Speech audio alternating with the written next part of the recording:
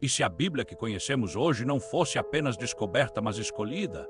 E se nos primeiros séculos depois de Jesus não existisse uma única história oficial, mas dezenas, talvez centenas de textos circulando ao mesmo tempo, alguns ensinando fé pura e simples, outros revelando um caminho de conhecimento secreto, outros questionando tudo o que achamos que sabíamos? A pergunta que poucos fazem em voz alta não é apenas quais textos existiam. A pergunta que muda tudo é quem decidiu quais ficariam. Bem-vindo a um vídeo que vai te fazer olhar para a Bíblia com outros olhos. Não é teoria da conspiração, é história. É o que realmente aconteceu nos primeiros séculos do cristianismo. Fique até o final, porque o que você vai descobrir aqui pode mudar para sempre a forma como você entende a sua fé ou a ausência dela. Nos primeiros séculos, o cristianismo não era uma igreja grande e organizada com Vaticano e hierarquia. Era um movimento espalhado, vivo, caótico e apaixonado.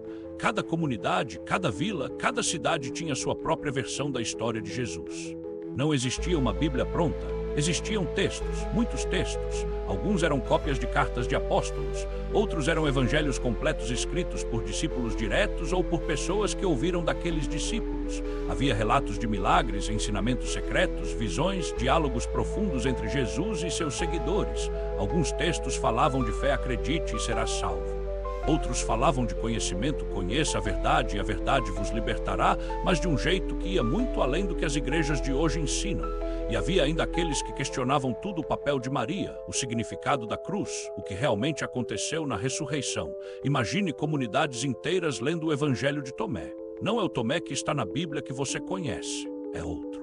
Um evangelho inteiro feito só de ditos de Jesus, 114 frases poderosas, sem milagres, sem nascimento virgem, sem crucificação, só sabedoria pura. Outras comunidades seguiam o evangelho de Maria. Sim, Maria de Magdala, um texto onde ela recebe revelações diretas de Jesus e os apóstolos discutem se uma mulher pode ensinar.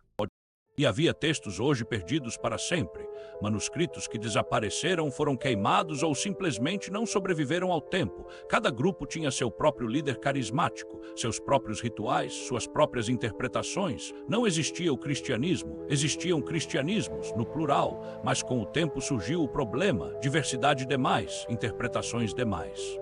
Mensagens contraditórias demais. Como manter a unidade de um movimento que estava crescendo rápido pelo Império Romano se cada comunidade contava uma história diferente? Como proteger os ensinamentos centrais de Jesus se qualquer texto novo podia surgir e dizer Jesus falou isso? Era necessário definir limites. Era necessário decidir o que era oficial. Foi nesse contexto que líderes cristãos, bispos, teólogos, pensadores influentes começaram a selecionar quais textos representariam a doutrina oficial. Não foi um concílio único, numa data marcada, com votação dramática. Nada disso. Foi um processo gradual. Durou séculos. Foi debatido. Foi contestado. Houve cartas, tratados, acusações de heresia, defesas apaixonadas. Alguns textos foram aceitos por quase todo mundo. Outros foram rejeitados por comunidades inteiras. Outros ainda foram tolerados por um tempo e depois excluídos. O critério não era simplesmente este texto é mais antigo, nem este texto é mais bonito. Era este texto representa o que a maioria das comunidades hoje considera verdadeiro.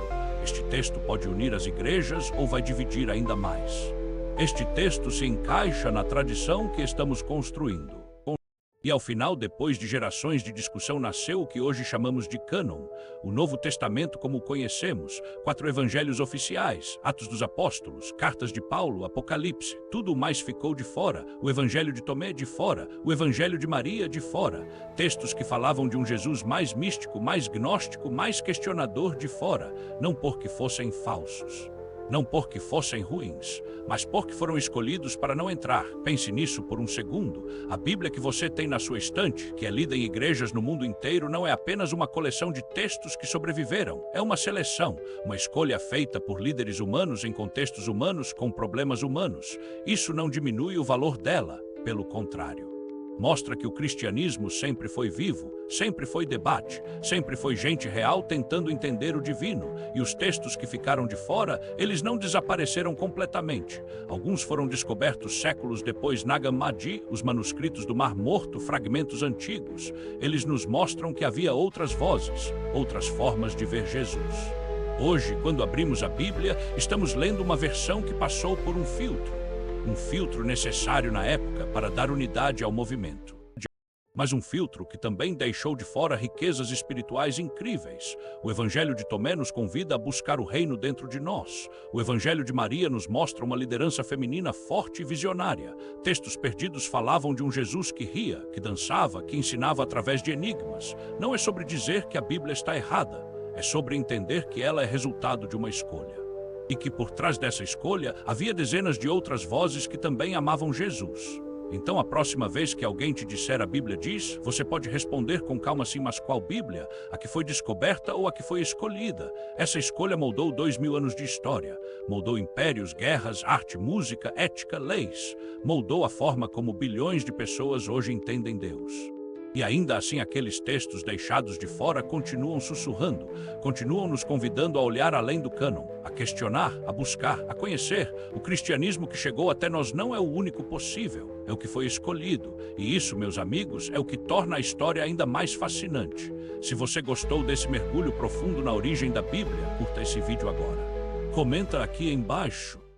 Você sabia que a Bíblia foi escolhida? Qual texto excluído você gostaria de conhecer melhor? Inscreva-se no canal e ative o sininho, porque vamos continuar explorando os cantos escondidos da história do cristianismo. Obrigado por assistir até aqui.